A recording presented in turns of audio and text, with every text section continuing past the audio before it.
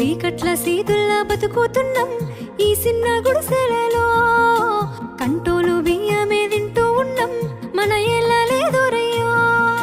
కష్టాల్లో తోడున్న అందరికీ నా ఒళ్ళని కనిపిస్తలేనమ్మ కొందరికి కష్టాల్లో నేనున్నని.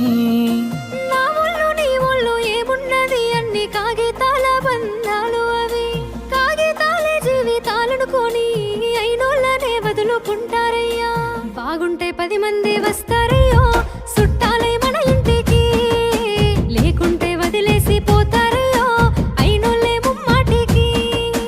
చూస్తున్న చుట్టంత కళ్ళతోని జరిగేది నాటకమే. నా ఒళ్ళు మా ఒళ్ళు అనిపించేది చేత చెల్లేటి కాగితమే.